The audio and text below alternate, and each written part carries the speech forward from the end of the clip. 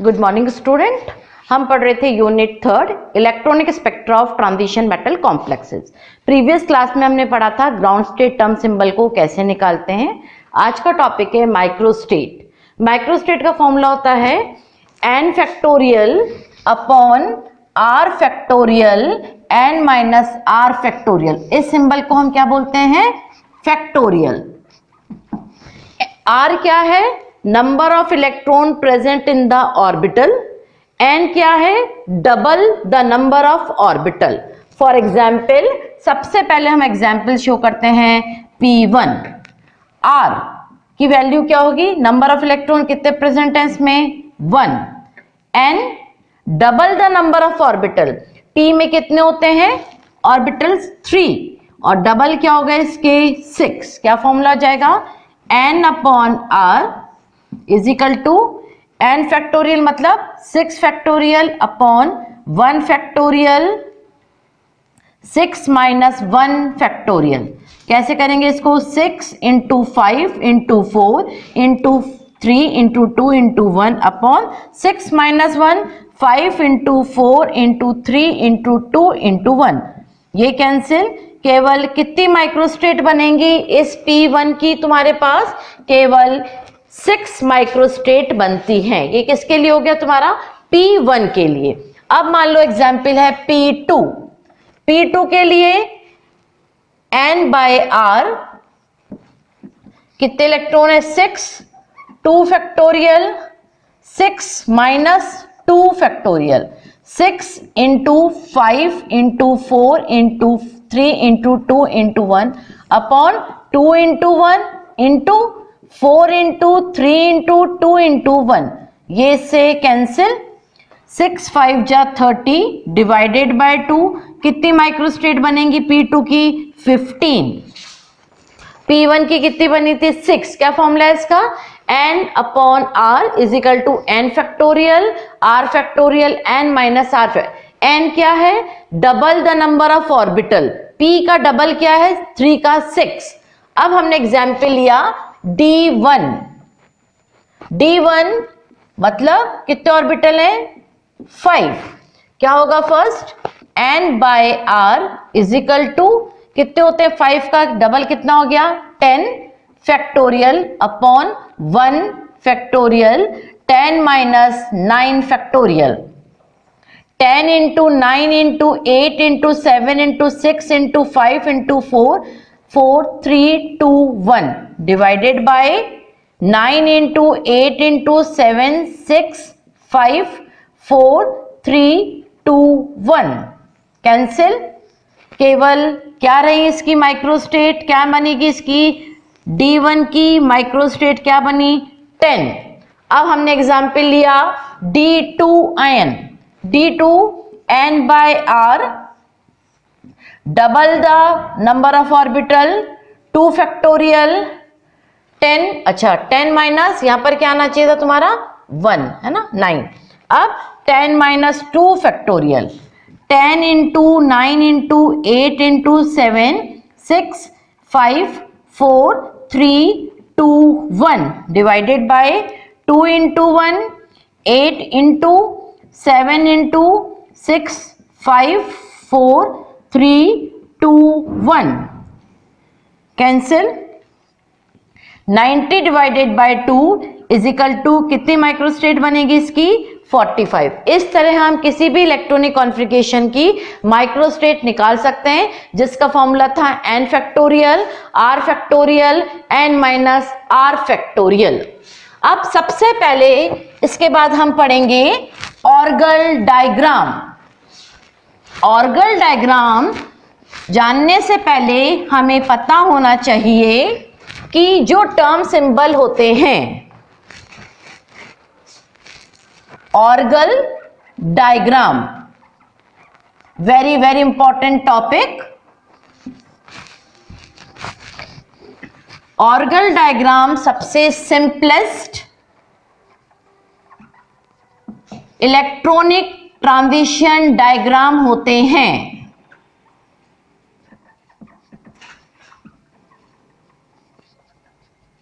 जो केवल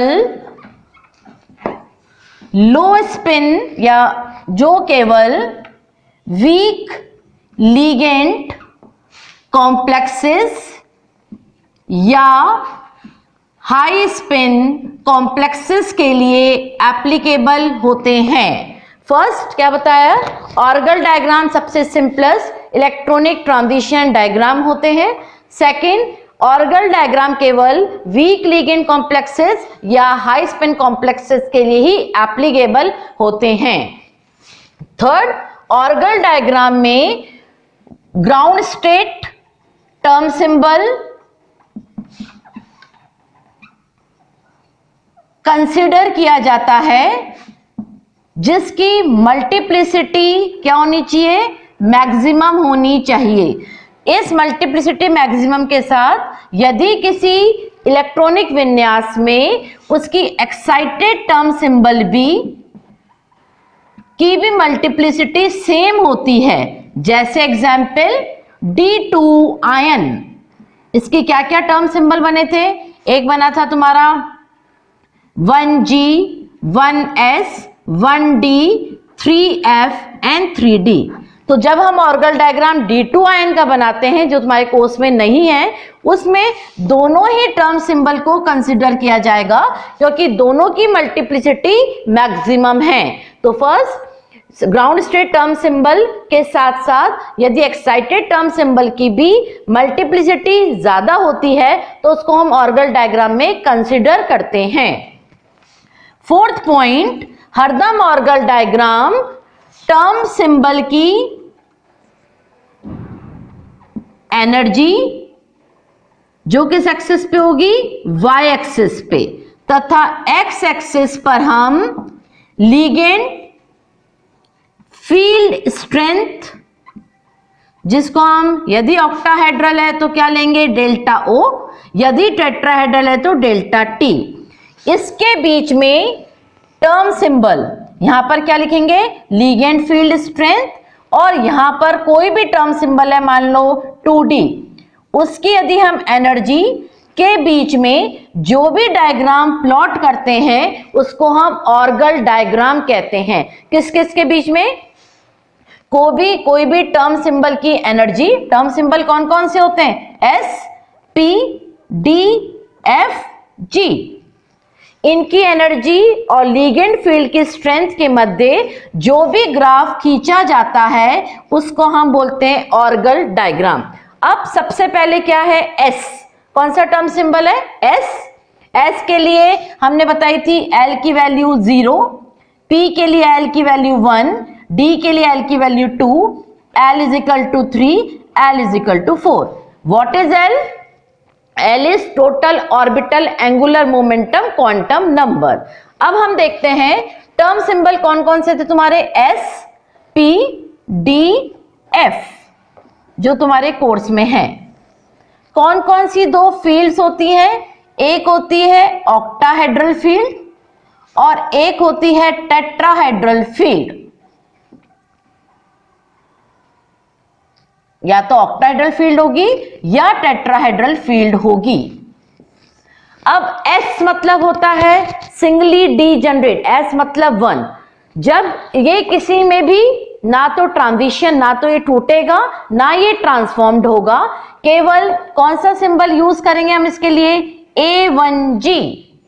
क्या यूज किया इसके लिए अपन ने, A, इसकी यदि स्प्लिटिंग हुई, स्प्लिटिंग इसकी होगी ही नहीं, केवल इसका क्या सिंबल होगा, S मतलब 1 होता है। क्या वर्ड यूज किया इसके लिए अपन ने, A1G, और टेट्राहेड्रल में हम यूज करेंगे केवल A1। G यूज नहीं किया जाता है क्योंकि टेट्राहेड्रल फील्ड में सेंटर ऑफ सिमेट्री एब्सेंट होती है। P मतलब होता है 3, कौन सा वर्ड यूज किया, T1G, यहां पर केवल लिखा T1। जो D है, S मतलब 1, P मतलब 3, D मतलब 5, F मतलब 7, D मतलब 5, किस में स्प्लिट होता है, T2G और EG में। T मतलब होता है 3, E मतलब होता है 2, T मतलब ट्रिपली डीजनरेट, EG मतलब होता है डबली डीजनरेट। यहां कौन सा लिखेंगे हम, T2 और E टेट्राहेड्रल फील्ड में। F क्या है? F मतलब 7। यदि F में उसकी स्प्लिटिंग होती है तो कौन कौन सी यूज करेंगे हम? A2G, T2G, T1G। इसके लिए A2, T2, T1। A मतलब होता है 1, 3 मतलब T मतलब होता है 3 और 3 मतलब होता है 3, तो टोटल क्या हो गया? 7। तो इसकी स्प्लिटिंग होती है these two known as Mulliken symbol. यदि तुम्हारा S टर्म सिंबल है तो कौन सा मुलिकन सिंबल यूज होगा? A1G। If P is there then Mulliken symbol is T1G। D कितने में स्प्लिट होगा तुम्हारा? T2G and EG। T2G मतलब ट्रिपली डी जनरेट, EG मतलब डबली डी जनरेट। F मतलब 7, A2G, T2G, T1G। इसके लिए A2, T2, T1। इसमें G and U यूज नहीं होता है क्योंकि G मतलब जिरिड सिमेट्री नहीं होती है, क्योंकि इसमें सेंटर ऑफ सिमेट्री एब्सेंट पाई जाती है। तो ऑर्गल डायग्राम से जब हम कोई टर्म सिंबल निकालते हैं, मान लो हमारा टर्म सिंबल किसी का D निकला, अब D की स्प्लिटिंग क्या होगी? यदि ये D टर्म सिंबल निकला, किसमें स्प्लिटिंग होगी? यदि ऑक्टाहेड्रल फील्ड है, हमने CFT पढ़ी थी, किसकी एनर्जी कम होगी? T2G की एनर्जी कम, EG की एनर्जी ज्यादा। टर्म मल्टीप्लिसिटी क्या लिख रखी है अपन ने? 2। इलेक्ट्रॉन का ट्रांजिशन कहां से होगा? T2G से 2EG। तो ऑर्गल डायग्राम में हम यहां पर लिखते हैं टर्म सिंबल, यहां लिखते हैं लीगेंड फील्ड स्ट्रेंथ। सबसे पहले हम टर्म सिंबल की स्प्लिटिंग पता करते हैं। यदि S होगा तो A1G, P होगा तो P is transformed, not splitting, only transformed हो सकता है T1G में। D कितने में स्प्लिट होता है? 2 में, T2G and EG।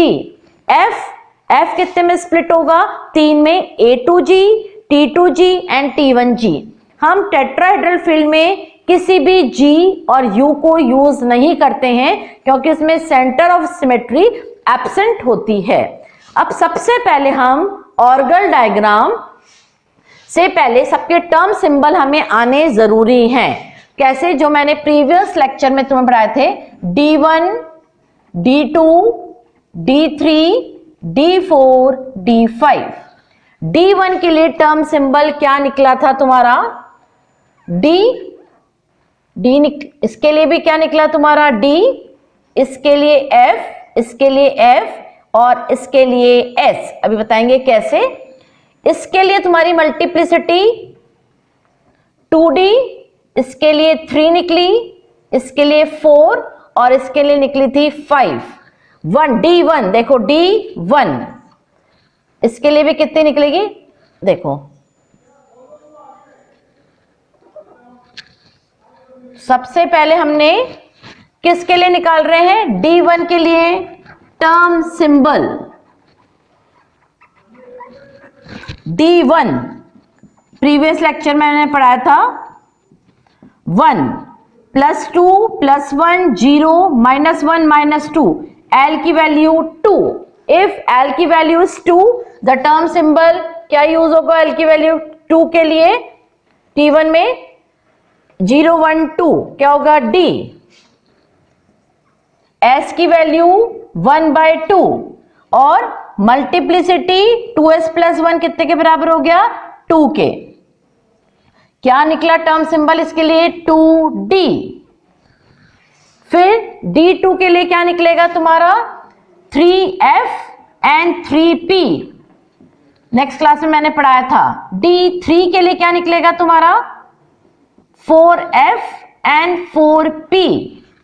D4 के लिए हमारा क्या निकला था? 1 2 3 4 +2 +1 0 -1 -2। 3 में से 1 गया। L = 2। L = 2 होगा तो कौन सा टर्म सिंबल यूज होगा? D। मल्टीप्लिसिटी 5, 2s प्लस 1 कितना निकला था तुम्हारा 5, 2s प्लस 1 और s की वैल्यू क्या है 4/2 इज इक्वल टू 2, तो 5, तो यहां क्या टर्म सिंबल आ गया 5d। D5 के लिए ग्राउंड स्टेट टर्म सिंबल क्या यूज होगा 1 2 3 4 5, L की वैल्यू 0, S की वैल्यू 5/2, 2s प्लस 1 की वैल्यू 6, तो क्या निकला यहां पर 6s। अब हमने यहां पर कंसिडर किया 5 के बाद D6, D7, D8, D9 and D10। अब D6 का टर्म सिंबल क्या होगा, ये किसके लिए निकला तुम्हारा D1। अब तुम्हें किसके लिए निकालना है D6 के लिए। D6 के लिए टर्म सिंबल क्या निकलेगा ग्राउंड स्टेट टर्म सिंबल। कल मैंने प्रीवियस क्लास 1 2 3 4 5 6 +2 +1 0 -1 -2 4 और 5 में से 3 गए, L की वैल्यू 5 में से 3 गए, L is equal to 2। If L is equal to 2 the term symbol is D। S की वैल्यू 4/2 इज इक्वल टू 2, मल्टीप्लिसिटी क्या हो गई इसके लिए 5D। D7 के लिए क्या क्या होगा तुम्हारा 3F D7 के लिए क्या बनेगा तुम्हारा सेम ऐसे ही 1 2 3 4 5 6 7 +2 +1 0 -1 -2, L की वैल्यू 4, 6 में से 3 गए 3, S की वैल्यू 3/2 और उसकी वैल्यू मल्टीप्लिसिटी की वैल्यू 4, तो क्या बना L इज इक्वल टू 3 के लिए 4F। 4 और 6 में से 3 गए 3, L इज इक्वल टू 3 के लिए टर्म सिंबल क्या बना तुम्हारा 4F एंड 4P दोनों बनेंगे। अब तुम्हारा है D8 मतलब D8 का क्या निकलेगा 1 2 3 4 5 6 7 8 +2 +1 0 -1 -2 4 और 2 6 में से 3 गए, L is equal to 3, S is equal to 3/2, F multiplicity 4F, इसकी भी मल्टीप्लिसिटी क्या निकलेगी तुम्हारे पास D8 की भी D7 की एक बार मल्टीप्लिसिटी कितने इलेक्ट्रॉन है इसके पास 2 + 1 कितना आएगा इसकी 2s + 1 कितने के बराबर होगा इसका 2 × 3/2 + 1 2/2 2 × 1 + 1 इज इक्वल टू 3, तो क्या निकलेगी इसकी 3F एंड 3P। D4 के लिए क्या निकलेगा D4 के लिए टर्म सिंबल D9 के लिए निकलेगा तुम्हारा D9 का यदि हम करते हैं तो निकलेगा 2D और D5 का वापस से निकलेगा तुम्हारे पास D10 number of unpaired electron 1 2 3 4 5 6 7 8 9 10, L की वैल्यू 0, S की वैल्यू 0, S मल्टीप्लिसिटी 1s। देखो अब इसको याद करने का मेथड हम कैसे इसको याद कर सकते हैं D1 D2 D3 D4 D5 का term symbol DF F DS multiplicity 2 3 4 5 and 6, ये इसके टर्म सिंबल हो गए D6 D7 D8 D9 D10 term symbol same देखो D F F D S। कहां से शुरू करेंगे 1 2 3 4 5। जहां दिक्कत हो वहां पूछ लो। याद करने का method, tricks. D F F D S क्या होगा इसका टर्म सिंबल? 2 3 4 5 6 मल्टीप्लिसिटी, और इसकी मल्टीप्लिसिटी 1 2 3 4 5। अब किस किस की मल्टीप्लिसिटी सेम है? D1 और D9 का ऑर्गल डायग्राम में D1 और D9 की मल्टीप्लिसिटी दोनों की सेम है। ऐसे ही D2 और D8 की मल्टीप्लिसिटी सेम है और टर्म सिंबल सेम है। D3 की किससे मल्टीप्लिसिटी सेम है? D7 से। D4 की किससे सेम है? D6 से। और D5 की किससे सेम है? D10 से। अब सबसे पहले तुम्हारे कोर्स में ऑर्गल डायग्राम किसका है? D1 ion. सबसे पहले ऑर्गल डायग्राम किसके लिए होगा? हाई स्पिन कॉम्प्लेक्सेस, मतलब वीक लिगेंड फील्ड के लिए एप्लीकेबल है।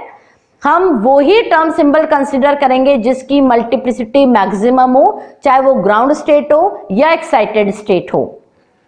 हरदम Orgel diagram term symbol, energy of term symbol versus ligand field strength के बीच में प्लॉट करते हैं। इसमें एक्स एक्सिस पर हम लेते हैं लिगेंड फील्ड स्ट्रेंथ और वाई एक्सिस पर हम लेते हैं टर्म सिंबल की एनर्जी। जब भी ऑक्टाहेड्रल फील्ड होगी, यदि एस टर्म सिंबल है तो वो किसमें होगा? क्या सम यूज होगा? A1G। P होगा, we use T1G। D is split into T2G and EG, and F symbol is split into A2G, T2G and T1G। A हरदम सिंगली डी जनरेट को रिप्रेजेंट करता है। सिंगली, सिंगली मतलब केवल एक। E मतलब E represent for 2, that is doubly degenerate, दो कक्षक बनेंगे। And T is represent for triply degenerate, it 1G T1G और it is also T2G।